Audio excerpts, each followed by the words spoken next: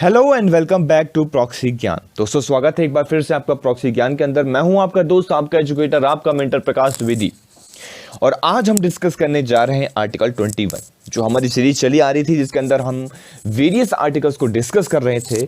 Constitution के हम सभी आर्टिकल्स को वन बाय वन करके डिटेल में एक्सप्लेनेशन के साथ डिस्कस कर रहे थे with the various Supreme Court judgements और अमेंडमेंट्स। इन सभी के हेल्प लेके हम चीज़ों को डिस्कस कर रहे थे एग्जाम्पल्स की मदद से। तो आज का टॉपिक है हमारा इंटरप्रिटेशन ऑफ आर्टिकल 21। हमने 21 देख लिया आर्टिकल। अगर आपने प्रीवियस लेक्चर नहीं देखा है तो प्लेलिस्ट में जाइए, फटाफट आर्टिकल 21 को देखिए। ठीक है, आज हम देखेंगे सुप्रीम कोर्ट के जो वेरियस जजमेंट हुए हैं आर्टिकल 21 के ऊपर, उनको देखेंगे।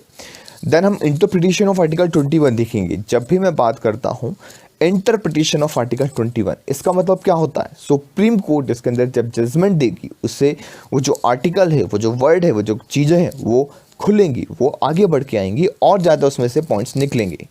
क्लियर हुआ पॉइंट? चलिए इसको डिस्कस करते हैं। Before starting the lecture, it is just a reminder, check out full courses by Proxy Gyan. Explore our pen drive and Android courses, spoken English classes, entrance level examination. Visit in a proxygyan.com. तो proxygyan.com में visit करके आपको ये चीज़ purchase कर सकते हैं। Clear हो गया पॉइंट? Interpretation of article 21। अब हम आर्टिकल 21 का इंटरप्रिटेशन देखते हैं। क्या है article 21? Judicial intervention has ensured that the scope of article 21 is not narrow and restricted। तो आर्टिकल 21 का जो स्कोप है वो नैरो नहीं है। क्लियर हो रहा पॉइंट? आर्टिकल 21 का जो स्कोप है वो नैरो नहीं, मतलब एक छोटा सा आर्टिकल नहीं है कि बस आपने कह दिया right to life with dignity और बस हो गया। ऐसा काम नहीं हो सकता।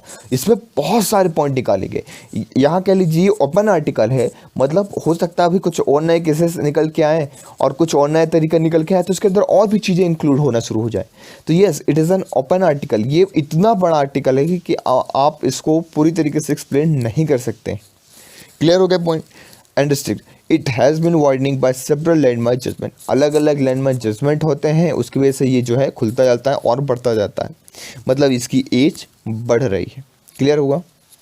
No, a few important cases concern with article 21। ये कुछ इंपॉर्टेंट केसेस हैं, इनको हम देखते हैं।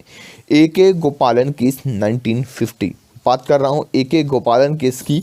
जी हैं, ये गोपालन जी हैं, आप देख सकते हैं। ए गोपालन केस 1950 में हुआ था। Until the 1950s, Article 21 had a bit of narrow scope। इसके पहले बहुत ही छोटा सा narrow scope था। In this case, the Supreme Court held that the expression procedure established by law, जो कि हमने previous lecture में डिस्कस किया था, procedure established by law का क्या मतलब है? The Constitution has imported the British concept of personal liberty rather than the American due process। Clear हो गया? तो इसके पहले क्या हुआ करता था? पर्सनल लिबर्टी को किया जाता था, प्रोसीजर एस्टेब्लिश बाय लॉ था। लेकिन इसके बाद क्या हो गया कि ड्यू प्रोसेस ऑफ लॉ भी आएगा। क्लियर हो गया पॉइंट? इसके पहले मैं आपको ये छोटा सा एक्सप्लेन कर देता हूँ और अच्छे से कि ड्यू प्रोसेस ऑफ लॉ क्या होता है। मैं वैसे इसके ऊपर अलग से लेक्चर लाऊंगा कि प्रोसीजर एस्टेब्लिश बाय लॉ और ड्यू प्रोसेस ऑफ लॉ में डिफरेंस क्या होता है। पहले आप थोड़ा सा यहाँ पे समझ लीजिए। Due process of law, due process of law का मतलब होता है कि क्या कोई लॉ सही है या नहीं, उसका एसेंस सही है या नहीं। सपोज पार्लियामेंट ने कुछ एक नया कानून बनाया और बिल्कुल प्रोसीजर से बनाया और उसके अंदर क्या हुआ, आपका राइट टू लाइफ छिन गई, मतलब राइट टू लाइफ आपके ले ली गई, एब्रोगेट कर दी गई। तो क्या ये सही है? नहीं, ये सही बिल्कुल भी नहीं है। हो सकता है कोई ऐसा एक तरीके से मतलब से सेंटर में ऐसा कोई सरकार आए, ऐसी कोई गवर्नमेंट आए जिसके पास बहुत ज़्यादा, जैसे अभी की गवर्नमेंट है, हो सकता है वो गवर्नमेंट क्या करे, आपकी राइट टू लाइफ ले ले। तो क्या ऐसा है? एक बिल्कुल सही प्रोसीजर के तहत जिस तरीके से वोटिंग होती है उस तरीके से वोटिंग से पास करवा के तो ऐसा नहीं कर सकते हैं। उसके अंदर आ जाता है due process of law. Due process का मतलब होता है कि क्या आपने जो लॉ बनाया है वो सही है नहीं। तो ये सुप्रीम कोर्ट देखेगा कि जो पार्लियामेंट में लॉ पास हो रहे हैं, अगर आप चाहें तो उसको सुप्रीम कोर्ट तक ले जा सकते हैं। तो सुप्रीम कोर्ट उससे देखेगा, इंटरप्रेटेट करेगा कि हाँ अब ये सही है, दैट मीन्स सही है, वरना अगर वो उसने बोल दिया गलत तो फिर वो नल एंड वॉइड करार दे दिया जाएगा। क्लियर हो गया पॉइंट? चलिए दूसरा केस हमारा निकल के आता है मेनका गांधी जी का केस। जी हाँ, Maneka Gandhi versus Union of India case बहुत इंपॉर्टेंट केस है 1978।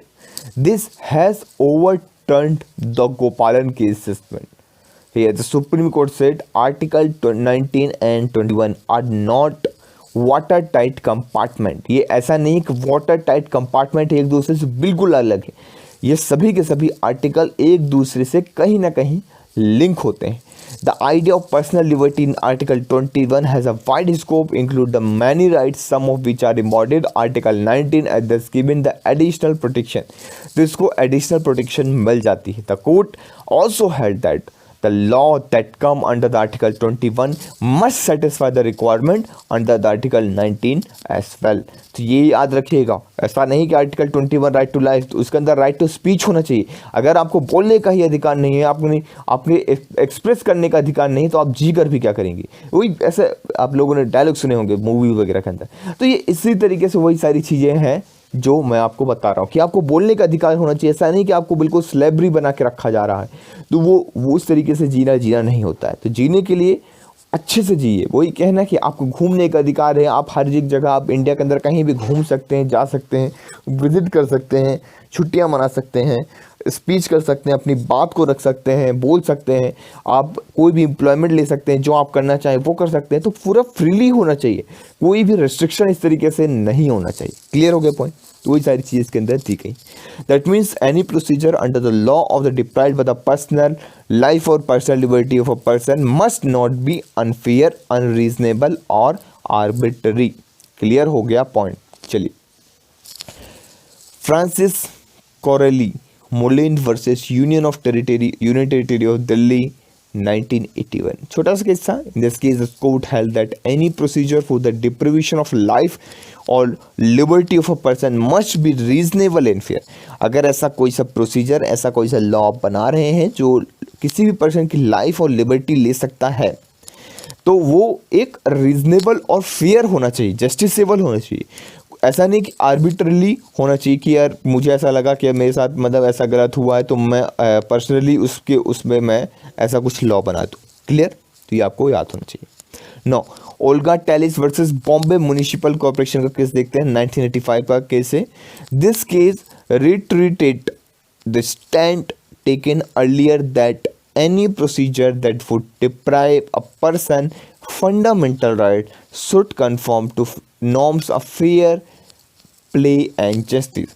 कोई भी लॉ जो कि एक प्रोसीजर के तहत बनेगा, अगर वो आपका फंडामेंटल राइट ले रहा है, फंडामेंटल राइट को कर्व कर रहा है, तो वो एक फेयर होना चाहिए और जस्टिस होना चाहिए। क्लियर हो गया पॉइंट? ये इसके अंदर बताया गया। ओल्गा टेलिस का केस है 1985 का, ये आपको याद होना चाहिए।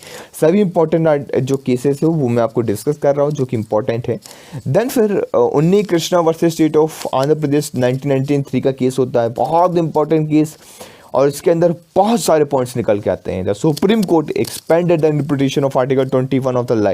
The court get the right list of the right that article 21 covers based on the earlier judgment. Some of them are right to privacy, right to go abroad, आप बाहर जा सकते हैं, प्राइवेसी का अधिकार, शेल्टर का अधिकार, अगेंस्ट सोलिटरी कन्फर्मेंट का अधिकार, राइट टू सोशल जस्टिस का भी है, और इकोनॉमिक एम्पावरमेंट का, right against handcuffing, right against custodial death, right against delayed execution, doctor assistance का अधिकार, राइट अगेंस्ट पब्लिक हैंगिंग का, प्रोटेक्शन ऑफ कल्चरल हेरिटेज का, right to pollution free water and air. आपको वाटर और air जो मिलना चाहिए वो पॉल्यूशन फ्री होना चाहिए, ऐसा नहीं गंदा पानी मिल रहा है, ये आपका अधिकार है। जी हाँ, इसीलिए मैं कहता हूँ कि कोई भी इंडियन का सिटीज़न हो, अगर आप छोटे बच्चे भी हैं या एक बहुत बड़े एक देश के नागरिक हैं, कुछ भी हैं, तो आपको ये जानना इम्पॉर्टेंट है, क्योंकि नॉर्मली आपकी डे टू डे लाइफ में ये आर्टिकल एक बहुत वाइटल रोल प्ले करता है। The right to every child to full development, right to health and medical data, right to education, protection of under trials। तो ये सारे इम्पोर्टेंट राइट्स, सारे इम्पोर्टेंट अधिकार आपको पता होना चाहिए जो आपके लिए इम्पोर्टेंट है। तो आज का लेक्चर यहीं तक था, हमने डिस्कस किया कैसा लगा लेक्चर आपको कमेंट सेक्शन के अंदर बताना है। लेक्चर को लाइक करना है, शेयर करना है, वीडियो को ज़्यादा से ज़्यादा लोगों तक पहुंचाना है, जिससे वो लोग भी अपने ये मौलिक अधिकार, अपने फंडामेंटल राइट्स को पहचान सकें, जान सकें। और इस मतलब बढ़ती हुई दुनिया में नॉर्मल सी चीज़ें आपको जानना चाहिए। तो आप ज़्यादा से ज़्यादा लोगों तक शेयर कीजिए। अगर आप चाहते हैं अपने फैमिली मेम्बर्स के साथ शेयर कीजिए, व्हाट्सएप ग्रुप में शेयर कीजिए, अपने चाहने वाले लोगों से शेयर कीजिए। तो thank you very much for the discussion. आज का लेक्चर यहीं तक था। लेक्चर पसंद आया हो तो फटाफट लेक्चर को लाइक, कमेंट, शेयर जरूर कर दीजिए।